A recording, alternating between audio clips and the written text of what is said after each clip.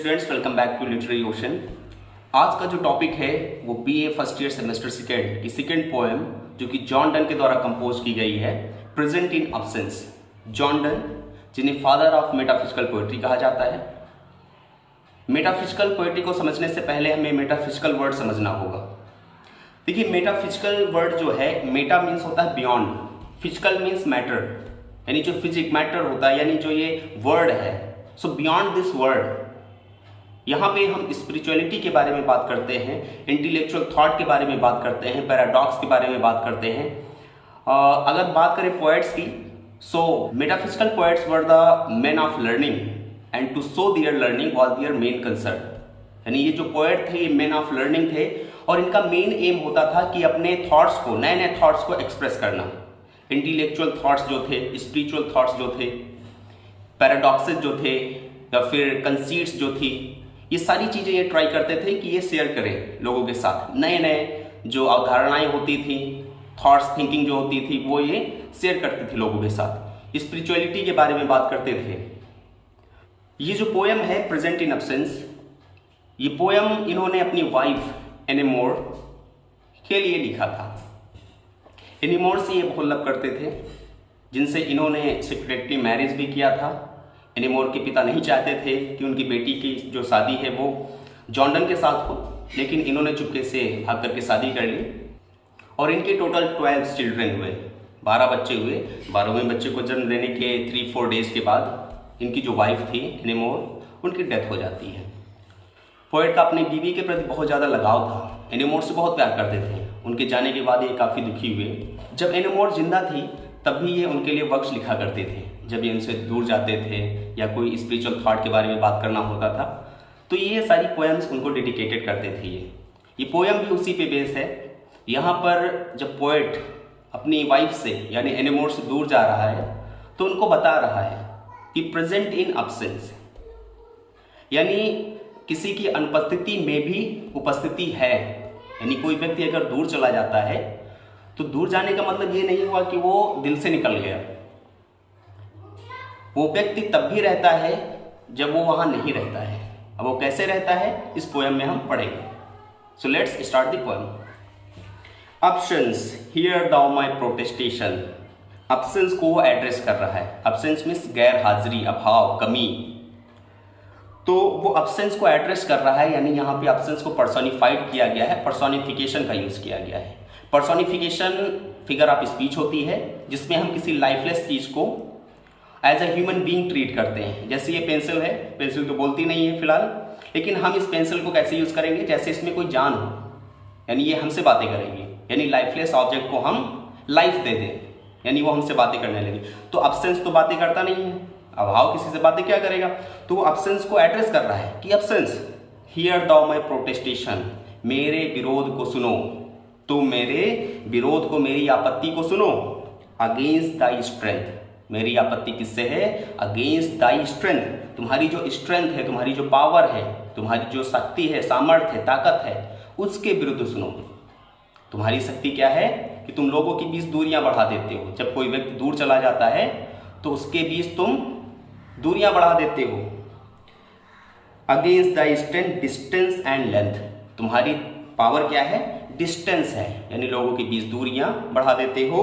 Length, लंबाई बढ़ा देते हो, यानी उसके बीच तुम विस्तार कर देते हो।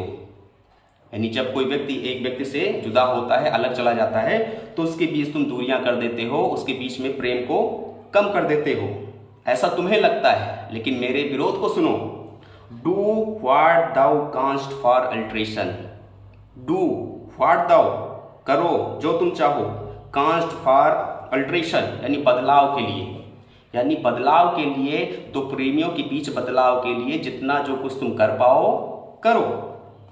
For hearts of the truest metal, absent doth join and time doth settle. वो कहता है for hearts of truest metal, यानी वो दिल जो सच्चे उत्साह के साथ, मेटल मीन्स उत्साह, दिलेरी, यानी जो सच्चे दिल के साथ जुड़े होते हैं, यानी जो एक दूसरे से सच्चा प्रेम करते हैं, एक दूसरे से सच्चे दिल से जुड़े होते हैं। अब्सेंस डथ ज्वाइन, वो अब्सेंस में भी, गैर हाजिरी में भी, कमी में भी, अभाव में भी डथ ज्वाइन, वो मिल जाते हैं।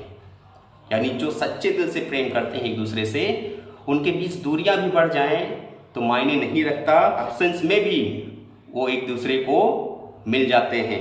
एंड टाइम डथ सेटल, और समय उनके लिए ठहर जाता है, यानी समय का कोई प्रभाव उन पर नहीं पड़ता है। यानी समय और अनुपस्थिति का कोई भी प्रभाव किस पर नहीं पड़ता है? जो सच्चे दिल से एक दूसरे से जुड़े होते हैं। Who loves a mistress of such quality, his mind hath found affectious ground। वो कहता है कि who loves a mistress, जो भी अपनी प्रेमिका से इस क्वालिटी से प्रेम करता है, his mind hath found affectious ground, उनका जो माइंड होता है, उनका जो विचार होता है, मन होता है, hath found, उसे मिल जाता है, affectious ground, प्रेम का आधार मिल जाता है, beyond time, place and all mortality, जो कि बियॉन्ड टाइम होता है, समय से परे होता है, स्थान से परे होता है, एंड ऑल मॉर्टेलिटी, और जो भी मरण होता है, मृत्यु होता है, उससे परे होता है। यानी ये हमेशा टिका रहता है, इस पर समय, स्थान और मॉर्टेलिटी का कोई भी प्रभाव नहीं पड़ता। To hearts that can not very, वो दिल जो कभी बदलते नहीं हैं, यानी वो सच्चे दिल जो कभी भी नहीं बदल सकते। अब्सेंस इज प्रेजेंट, उनके लिए अब्सेंस भी, यानी जो अब्सेंस होता है वो भी प्रेजेंट होता है, उपस्थिति होती है, यानी उसके ना रहने पर भी, व्यक्ति के ना रहने पर भी वो व्यक्ति उपस्थित होता है। अब कैसे उपस्थित होता है, पोएट आगे बताएगा। टाइम डथ टैरी, और समय भी उनके लिए विलंब कर देता है, यानी समय में भी देरी हो जाती है। My senses want their outward motion, मेरे जो सेंसेज है, मेरी जो चेतना है, विवेक है, समझ है, वो आउटवर्ड मोशन चाहती है, यानी बाहर की ओर गति करना चाहती है, यानी जो फिजिकल वर्ल्ड है उसमें जाना चाहती है। Which now within region doth win, जो कि कुछ रीजन से, कुछ तर्क शक्ति से अब मैं उसको जीत चुका हूँ। यानी मेरी सेंसेस जो कि बाहर जा रही थी, बाहर का मतलब ये हुआ कि बाहर जो लोग बताते हैं कि जब लोगों में दूरियां बढ़ जाती हैं तो उनमें प्रेम कम हो जाता है, ये सारी चीज़ें मेरे दिमाग में चल रही थी, लेकिन कुछ रीजन की वजह से सारे विचारों पर काबू पा चुका हूँ। रीडबल्ड बाई हर सीक्रेट नोशन, और जो मेरे सीक्रेट नोशन थे, मेरे जो गुप्त विचार थे या मेरी जो अवधारणा थी, वो अब रीडबल्ड हो चुकी है, और भी अधिक बढ़ चुकी है। मेरे अंदर जो और विचार थे, कुछ स्पिरिचुअल जो थॉट्स थे, वो अब और बढ़ चुके हैं। Like rich man that takes pleasure in hiding more than handling treasure, यानी जैसे एक रिच मैन होता है, एक धनी व्यक्ति होता है, दैट टेक प्लेजर, जो कि आनंद लेता है, इन हाइडिंग, छिपाने में, मोर देन हैंडलिंग ट्रेजर, यानी जो खजाना होता है उसको हैंडलिंग करने में, उसके संचालन में, उसको व्यवहारिक रूप से लाने में, इसके बजाय वो क्या करता है, उसको छिपा के रखता है। यानी यहाँ पे पोएट कहता है कि जैसे एक धनी व्यक्ति होता है, वो अपने जो धन है उसके पास, ट्रेजर जो है, खजाना जो है, उसको वो छिपाने में आनंद रखता है, न कि उसको व्यवहारिक रूप में यहाँ वहाँ यूज़ करने में। उसे मज़ा आता है कि ये मेरे पास धन रखा है, देखने में मज़ा आता है। उसी तरीके से मेरे जो सीक्रेट नोशन हैं, जब मैं उसको देखता हूँ तो वो रीडबल्ड हो जाते हैं। आगे पोएट कहता है, by absence this good means I gain that I can catch हर। अब यहाँ पे पोएट बताता है कि अभाव में भी, यानी अब्सेंस में भी लोग कैसे जुड़ जाते हैं, कैसे लोग एक दूसरे से मिल जाते हैं, यानी कोई व्यक्ति उपस्थित ना हो फिर भी उपस्थित हो। तो ये कैसे होगा?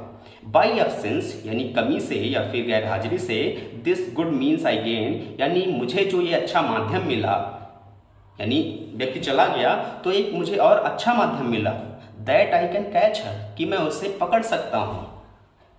यानी वो व्यक्ति यहाँ पर नहीं है, लेकिन जैसे ही मैं अपनी आंखें बंद करूँगा, वो व्यक्ति मेरे जस्ट सामने होगा, मैं उसको कैच कर सकता हूँ। वेयर नन कैन वॉच हर, जहाँ पे कोई उसको देख नहीं सकता। यानी जो ये दुनिया के लोग हैं, जो ताने बाने मारते हैं कि फला लोग उनके साथ घूम रहे थे, उनके साथ बैठे थे, उनके साथ ये हो रहा था, तो ये समाज जो है वो उस समय मुझको देख नहीं सकता, क्योंकि मैं जैसे ही अपनी आंखें बंद करूँगा, वो व्यक्ति मेरे सामने होगा, मेरी प्रेम का मेरे सामने होगी, और मैं उसको कैच कर सकता हूँ, उसको पकड़ सकता हूँ, जिस तरीके से चाहूँ उसको बैठा सकता हूँ। तो ये सारी चीज़ें वो कहता है कि अब्सेंस में भी मज़ा है। ऐसा नहीं है कि व्यक्ति चला गया तो दूरियां बढ़ गई, प्रेम कम हो गया, उसमें भी मज़ा है, यानी उसको भी एंजॉय कर सकते हैं। That I can catch her where none can watch her, in some close corner of my brain there I embrace and kiss her and so enjoy her and none miss her. वो कहता है poet कि in some close corner of my brain, अपने दिमाग के कोने में मैं उसको बैठा सकता हूँ, यानी जैसे ही आंखें बंद करूँगा वो मेरे सामने होगी, देयर आई एम्ब्रेस, वहाँ पे मैं उसे एम्ब्रेस कर सकता हूँ, उसको आलिंगन कर सकता हूँ, गले लगा सकता हूँ। यानी अगर समाज में वो मेरे सामने यहाँ पे रहेगी तो समाज के लोग ताने मारेंगे, प्रेम के विरुद्ध जाएंगे, कहेंगे ये क्या कर रही है, वो क्या कर रहे हैं। तो यहाँ पर जो मेरा प्लेस है, यानी तुम यहाँ से चली गई लेकिन फिर भी तुम मेरे सामने हो, जैसे ही मैं आंखें बंद करता हूँ तुम मेरे विचारों में आ जाती हो और वहाँ पर मैं तुमको जैसे चाहूँ वैसे गले लगा सकता हूँ एंड किस हर, और तुमको चूम सकता हूँ। यानी वहाँ पर कोई रिस्ट्रिक्शन नहीं होगा।